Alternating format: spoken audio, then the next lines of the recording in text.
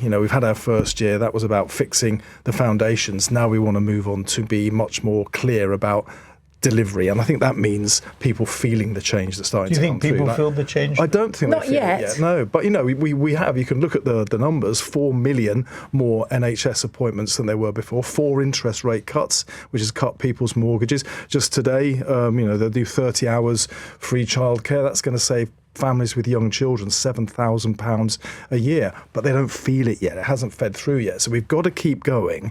We were elected to bring change. We are delivering that change. People don't feel it yet, but you don't just give up. We're making it real. We want people to feel it in their lives. So I think that is what we should be focused on. On BBC Radio this morning, there was a woman who was pregnant and was going to give birth, couldn't find a nursery school, I think up north, a nursery school place for her kid when that kid would be born in 9 months' time or whatever it was.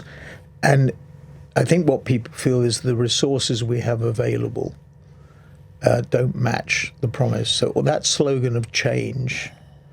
Although, people wanted change for the Martin, better, that's not change for the worse. And on so many aspects, we've had change for the worse. It's worse if you're a farmer, thanks to Steve's party. It's worse if you're trying to run a... Hang on, Andrew, have It's worse if you're trying to run a nursery because of Steve's government's We put 8 billion into nurseries. No, these are just made-up figures. No, they're not. That's in the budget. The national you talk to any nursery, come to my constituency and talk to a nursery. Talk to them about the change in the national insurance threshold that is absolutely clobbering their ability. Andrew, to with get respect, staff. I want you to answer the question. The question, and sort of take your Conservative hat off. If you were advising the Labour Party, I'm not a fan of this. I'm not a fan of this Prime Minister. Look, if he was a brand, it would be that terrible BA tail fin. Right, you remember it was all mishy-moshy. You stepped away from the national pride in our carrier. You started putting all sorts of nonsense on the BA tail fin. And look, but he's got an English flag in his living room. He hasn't got.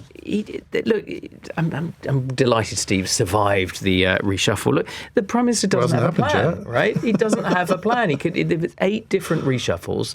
They don't really have a grand projet. You know what, Andrew, when it comes to one of the time that we've had this one Prime Minister in office. I'm being ecumenical. I'm stepping away from that. Not terribly ecumenical.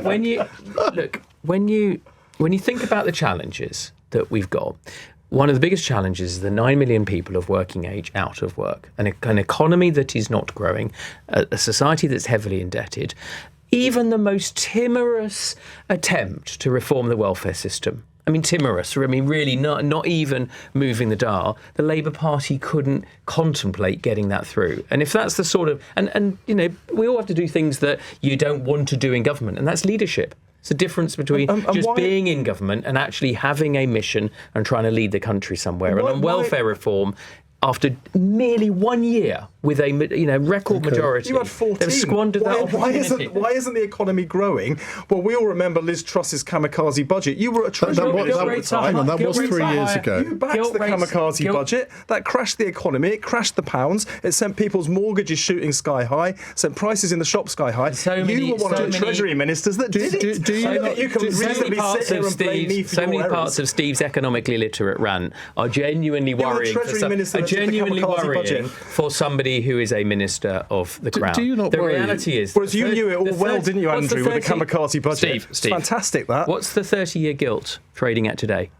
Yeah, I'm not going to be blustered around by you throwing terms like that at me. It's the most important... You crashed the economy personally. Hang on. It's the most Treasury Minister. The most important number that everybody then why did you get it wrong? That everybody in Whitehall should be focused on. So why did you get it wrong? And it is higher today. Why did you back Kwasi Kwarteng's budget and get it wrong? Because people listening to this, his mortgages shot up because of your decision, and you're trying to blame us on what you did. Steve, it's higher today than it was at the time. It's higher today than any time in 30 years. That includes all the trials with the Bank of England, LDI, all of the mini-budget, all of that. And that is the number that is going to define the success of this country and this government. And you don't even know what it is. You don't even know that they've had since this government came in and the sky-high interest rates that you engineered through your disaster as a Treasury Minister. Why is that borrowing number, the amount that the government pays to finance our country, why is that number higher today than Steve? Why did you get the economy so badly wrong? We can't go through the rest of the programme with you two asking each other questions.